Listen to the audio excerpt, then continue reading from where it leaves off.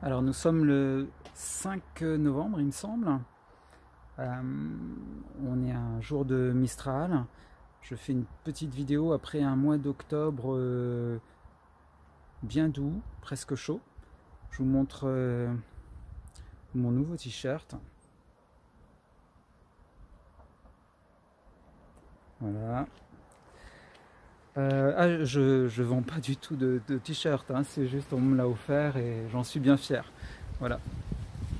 Donc je suis à côté de l'avocatier, ça fait quelques jours que les avocats tombent et on va regarder, il y en a peut-être qui sont tombés.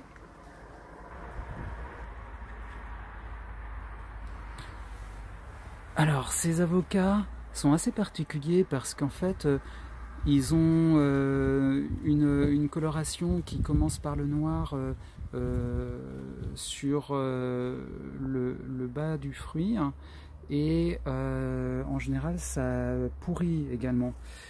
Je pense que... Alors, voilà, donc là il y en a un qui est tombé, c'est typique.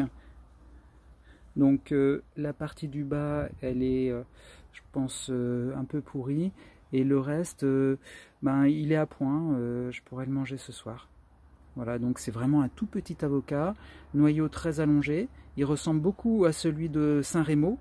La particularité de celui de Saint-Rémy, il était mûr au mois de septembre. Septembre, il y en avait plein par terre, donc je pense qu'il mûrit plutôt au mois d'août. Donc il est très très précoce comparé au mien. Alors j'ai déjà mangé 5 ou 6 avocats et il en reste encore quelques-uns sur l'arbre, mais c'est la fin. Donc c'est vraiment au mois d'octobre. Début novembre que ces avocats arrivent à maturité.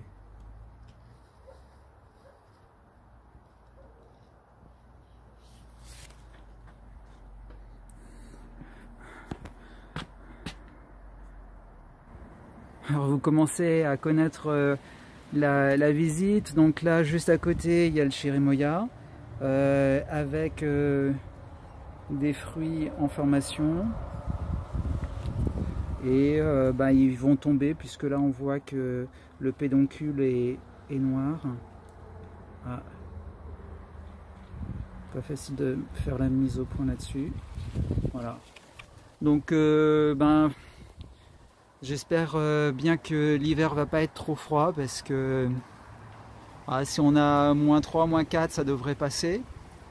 Si on a moins, la partie aérienne va être bien affectée. Et puis bon, les chances d'avoir des fruits s'amoindrissent. Là il y a un autre chérimoya, donc il y en a même 3, je crois, 3 pieds, donc qui est mélangé avec l'avocatier qui fait des nouvelles pousses. Ouais, il est très beau celui-là. C'est un de semis.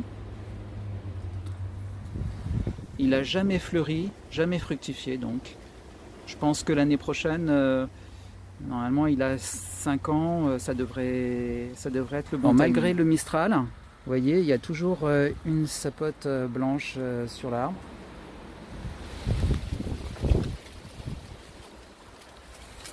Voilà, il est normalement dans une zone bien abritée, mais vous voyez, le Mistral est assez violent. Alors un petit avantage d'avoir des agrumes bien tardifs, c'est que finalement j'ai pas de mouches sur cet arbre. Voilà, et sur les fruits, donc sont normalement intacts. Voilà, il y a quelques fruits qui ont un petit téton comme le décopon, et puis d'autres qui sont tout lisses. Voilà, alors j'ai eu des attaques de lamineuse. Vous voyez, les feuilles sont très très très abîmées. Et c'est sur tous les agrumes, hein, presque. La mandarine Kéragi un peu moins, mais là celle-ci elle est vraiment très attaquée. Voilà. Là on voit même, il y a une mandarine qui est en train de tourner. Vous voyez, c'est le même arbre, mais les fruits sont très très très différents. particulier. Hein. Alors sur l'oranger, même topo, des attaques de cochenilles très fortes, hein, sur tout ce qui était frais, enfin, sur toutes les branches jeunes qui sont apparues au mois de septembre avec le redoux. Alors on est devant donc le néflier du Japon et on est en train de passer du stade de la fleur au fruit, la nouaison. Espérons que la nouaison soit bonne cette année.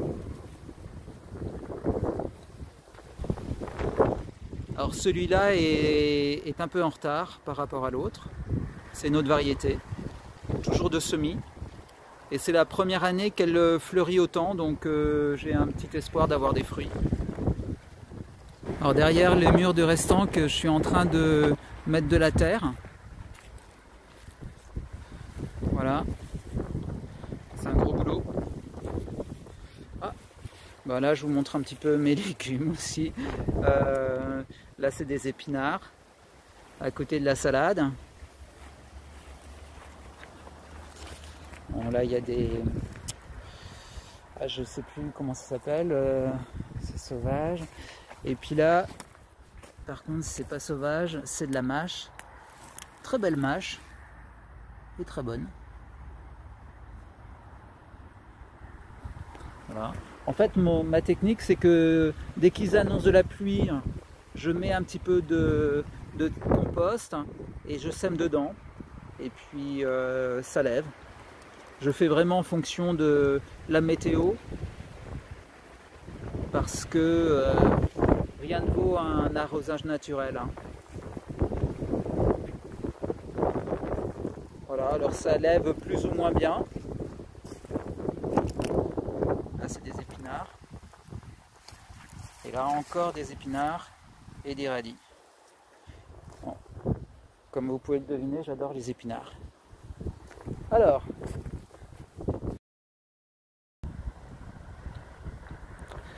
ce figuier avait perdu complètement ses feuilles, il en a refait donc fin août, début septembre, et vous voyez il fait une troisième fructification. C'est drôle, c'est des figues à 2 étages. Bon, je pense pas qu'elles vont mûrir. Il faudrait au moins 15 jours de chaleur encore.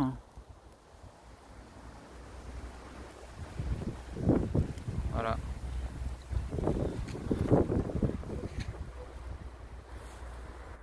Alors je passe à côté de mon pistachier et je ne résiste pas à l'envie de vous le montrer. Donc il est toujours très beau. Il doit faire dans les 2,10 m maintenant. Il pousse toujours un petit peu. Vous voyez, les feuilles sont splendides alors que la plupart des pistachiers aujourd'hui ont perdu leurs feuilles. Même le térébinthe. Il est splendide. J'espère que je saurai renouveler cet exploit entre guillemets parce que ça me fait vraiment plaisir d'avoir des pistachiers vrais greffés sur le térébinthe sauvage du jardin. Voici la terre que j'ai fait venir. Donc il y a 13 tonnes que je vais disposer donc derrière les murs de restanques. Voilà. Voici le plus beau plaque minier du jardin. Il m'a fait que 4 fruits cette année, que j'ai partagé avec les oiseaux, mais ils étaient très bons. Alors, j'en profite pour revenir sur un débat, parce qu'on est à la Sainte-Catherine, et comme tout le monde le sait, tout bois prend racine. Mais sur le plaque minier, j'ai fait beaucoup de tentatives. Hein. Je crois que j'ai planté une vingtaine d'arbres dans mon jardin et finalement il n'y en a que 3 ou 4 qui ont survécu. J'ai payé un lourd tribut aux pépiniéristes, même des pépiniéristes spécialisés du genre Pépinière du Bosc, Frédéric Cochet, etc. Et tout ça, ça n'a pas pris. Et je pense que ce qui a été déterminant pour la prise de ces kakis-là, c'est qu'ils sont situés dans un endroit abrité du soleil. Et pour le démarrage sur mon terrain, ça a été primordial.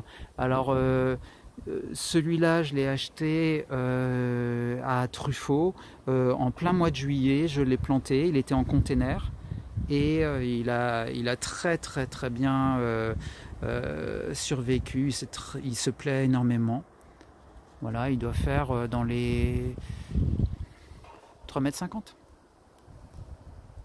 Voilà, et encore je le taille, hein, parce qu'il y a un fil électrique au-dessus. Voilà. Un autre plaque minier, également acheté à Truffaut en plein mois de juillet, qui a survécu. Hein, tandis que tous ceux que j'ai plantés à la Sainte-Catherine, que j'avais acheté par exemple à la fête de l'arbre à Saint-Jean du Gard, ont crevé. Et celui-là, il n'a pas encore fructifié, il n'est pas très beau, mais il a l'avantage d'être ici encore avec nous. Alors, je profite de cette thématique du timing pour la plantation, du meilleur moment pour planter ces arbres. Là, je viens de planter cet avocatier greffé, et donc je l'ai planté donc, au mois d'octobre. Alors, moi pourquoi je plante mes agrumes, mes avocatiers plutôt à l'automne? En fait, c'est un peu empirique tout ça, et je pense que toutes les situations sont différentes et sont à évaluer. Il faut évaluer le risque. Moi, je considère que le plus gros risque pour mes plantes, ce n'est certainement pas les hivers froids, puisqu'ils arrivent, il y en a 1 à 2 tous les 10 ans. En revanche, les étés caniculaires et secs, c'est tous les étés, il n'y a jamais d'exception. On a toujours des étés malheureusement très chauds qui mettent vraiment à rude épreuve les plantes. Et donc moi je trouve que c'est un atout de planter au mois d'octobre, au mois de novembre. Généralement d'ailleurs je plante, là j'ai planté énormément d'agrumes juste après les orages du mois d'août, hein, parce que le sol était vraiment, il me semblait important que les arbres profitent de ces conditions-là. Ça leur était vraiment profitable. Et ma foi, c'est vrai que dans des régions où il fait froid l'hiver et assez bon, les risques d'avoir un hiver doux sont faibles. Là, dans ce cas-là, effectivement, le planter au printemps me semble être une stratégie tout à fait valable. C'est vraiment du cas par cas, hein. Alors dans la dernière vidéo, ce pomelo était en fleurs. Aujourd'hui, vous voyez, il y a plein de fruits. Le pomelo, ou grapefruit en anglais, ça veut dire des fruits en grappe. Et effectivement, ça forme des petites grappes. Là, il y a encore des fleurs. Voilà. Bon, je suis assez, méfiant sur le fait que ces fruits puissent un jour grossir et passer l'hiver. Voilà. Voilà, alors j'ai une bonne petite surprise, c'est que ce clémentinier qui sent super bon me fait quelques fruits. Alors les fruits sont rikiki, vous voyez, mais ils sont là, ça sent très bon, le feuillage est très parfumé. Tiens, je vois que il y a des chirimoyas qui poussent sous mon mandarinier, sous mon clémentinier. Alors c'est un endroit où il y a toujours des chirimoyas qui s'invitent ici. J'ai l'impression qu'ils s'y plaisent. Alors petite mise à jour également sur le Sapote Blanco. Donc là ici il y a un Sapote Blanco issu de semis. Et puis à côté on voit que le feuillage est très différent. C'est un Yunan's Gold. Voilà, je ne sais pas si je prononce très bien, que j'ai greffé, donc c'était début septembre ou fin août, je ne me rappelle plus. Donc là c'est une pousse toute fraîche. Bon, je pense qu'il va falloir le protéger cet hiver parce que là j'aimerais quand même le conserver. C'est tellement rare comme variété. J'ai beaucoup de semis d'avocatiers qui ont 1 an en pleine terre. Ils font 50 cm, 60 cm.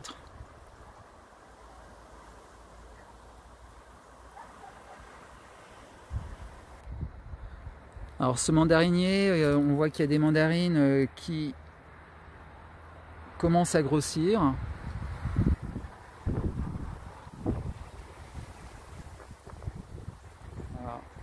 Alors les fruits pendant l'été étaient trop petits, je n'avais même pas remarqué qu'il y avait des fruits sur cet arbre.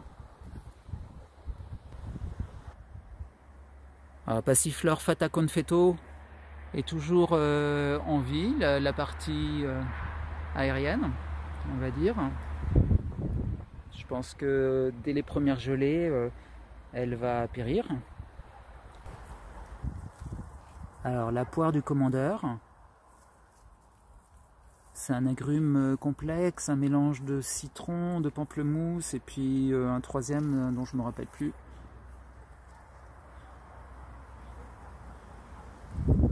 Voilà, il y a quelques fleurs. Puis tout à l'heure j'ai vu des fruits qui étaient un petit peu comme le pomelo en cours de formation. Alors ça bouge beaucoup. On va essayer de faire la mise au point dessus. Voilà.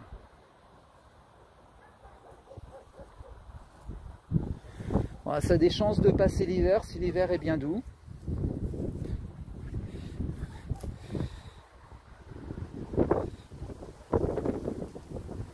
Alors le limquat est peu attaqué par la mineuse, un petit peu là sur les feuilles très tendres. En revanche, là cet arbre, c'est un oranger, il est attaqué. C'est triste à voir. Bon. Heureusement, ça n'affecte pas les fruits. Alors j'ai mangé il y a 2-3 semaines la première orange. Elle était ouverte, peut-être ouverte assez fendue à cause de la pluie. Et puis elle était assez sucrée. Elle était bonne. Pour une orange à cette époque de l'année, elle avait rien de... pas de complexe à avoir. Passiflore incarnata, qui a très peu fleuri cette année. C'est pas trop fatigué.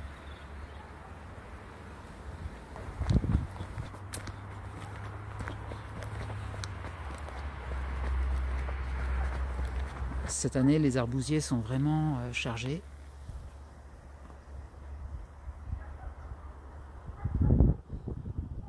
On voit que les oiseaux ont déjà commencé le festin. Alors j'ai quelques feijoas sur cet arbre, comme l'année dernière, qui mûrissent très tardivement parce que l'été a été une expérience délicate, violente on va dire pour ces arbres qui ont été en mode survie. Et bon là maintenant ils commencent à faire des fruits. Et en fait les fruits ont passé tout l'été, mais ils étaient à peine visibles tant ils étaient fins. Alors cet avocatier Vilma, bien abrité parce que vous voyez il y a du mistral et il bouge à peine. Donc il vient de... Alors Vilma, c'est une variété très résistante au froid. Et j'espère qu'il va se plaire là où il est. Bon, il y a beaucoup de cailloux, hein. Vous voyez, pour faire le trou, j'ai sorti ça. Voilà. Alors à côté, il y a un oranger. Ah, qu'il faudrait que je place un tuteur là-dessus. Voilà.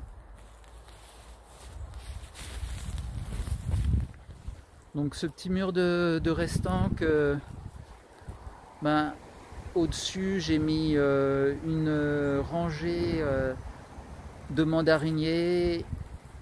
Ouais, c'est généralement des mandariniers. En bas également, quelques mandariniers. Voilà, mandariniers. Mandariniers. Figuier, ça c'est peut-être un oranger. Et là on a un avocatier. Il me semble que c'est... Ah bah on va regarder. Je me rappelle plus. Ah merde, j'ai plus l'étiquette. Je crois que c'est Oro Negro. Ah, ou Mexicola Grande. Bah, je sais plus. Voilà, dans ce coin, donc abrité du mur, prochainement bah, je mettrai un chérimoya, probablement. Peut-être également d'autres avocatiers. Alors contre ces murs, j'ai déjà installé des mandariniers, des orangers. Je pense qu'ils sont bien abrités. Voilà, bon, il y a encore beaucoup de nettoyage à faire par terre parce que vous voyez, il y a beaucoup de mauvaises herbes, de bois, voilà.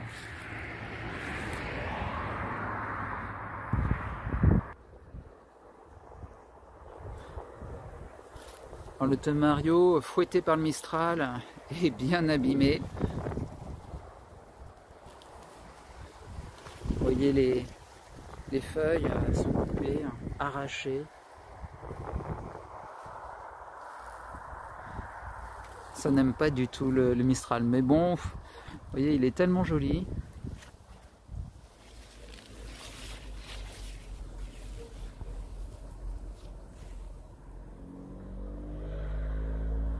Alors il fait 2,10 m, 2,20 m je dirais. Alors si je reviens sur le meilleur moment pour planter un arbre, ben, ce qu'on peut également essayer, c'est de planter des noyaux et puis de voir quand est-ce que la nature décide de germer et décide de pousser. Voilà, parce que là, par exemple, derrière ce Casimiro Aedulis, excusez-moi, voilà, on a un avocatier qui s'est invité. Il a été planté et ma foi, il se plaît très bien. Alors ici c'est la patate douce. Je voulais vous montrer qu'elle était en train de fleurir en fait. Vous voyez ces fleurs violettes. C'est la famille du liseron je crois, la patate douce. Donc là c'est de la patate douce à chair orange, à chair rose, hein, comme on dit. Et puis j'ai de la patate douce violette, et c'est celle qui a la feuille un petit peu comme un édoulis, enfin non, plutôt un érable, enfin voilà, je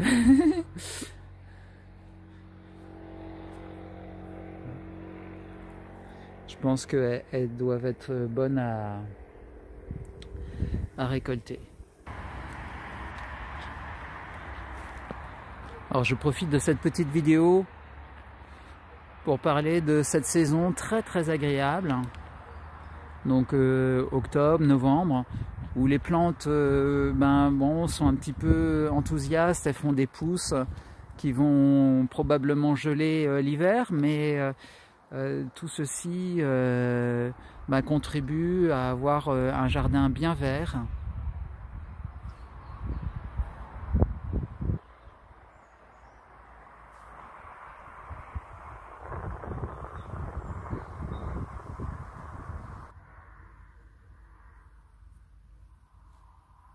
Alors nous voici sous la serre.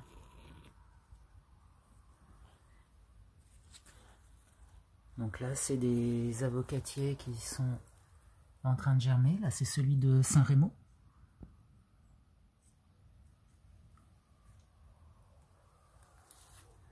Voilà, de Chirimoya. Alors d'autres avocatiers. Ça, c'est un Zutano du Pérou qui me permettra donc de faire des greffes au printemps prochain. Voilà. Regardez comme il est superbe. Ah, le feuillage du café est splendide. J'aime beaucoup ce feuillage. Merci à Karine pour son plan, enfin ces 3 plants de café. Je pense que au printemps, je vais les installer au bureau. Voilà, derrière, il y a de la canne à sucre. Regardez également derrière, il y a un manguier greffé qui pousse du tonnerre à cette époque. C'est pas du tout bien. Voilà. Alors, je sais pas si on va pouvoir les voir, mais là, il y a des semis de litchi. Voilà, alors généralement les semis de litchi, je ne les réussis pas parce que les graines espagnoles arrivent trop tard dans l'année et j'ai pas assez de chaleur.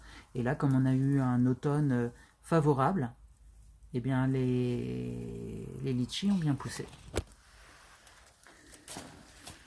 Voilà, donc là, on a un avocat toujours de Saint-Rémy, donc que j'ai appelé Grand Hôtel des Anglais, parce que je l'ai trouvé là-bas.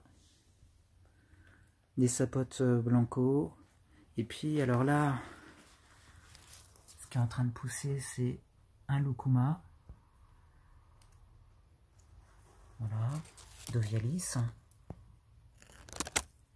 Encore un autre lucuma qui est en train de germer.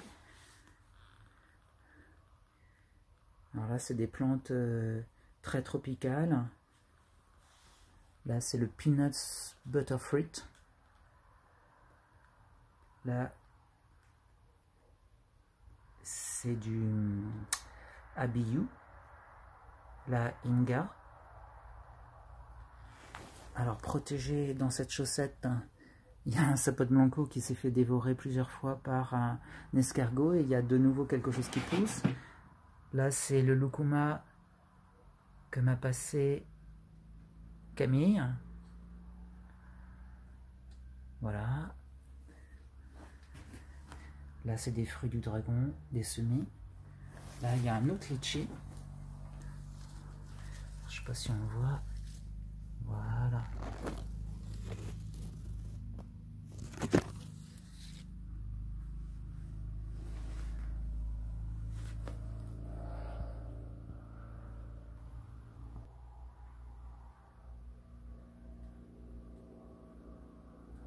La noix de coco, je ne sais pas si elle va pouvoir passer l'hiver dans ces conditions. Je pense que je vais rentrer la plante lorsqu'ils annonceront du froid. Pour l'instant, elle résiste. J'aime bien faire des expériences. On va voir comment elle va apprécier les conditions que je vais lui proposer.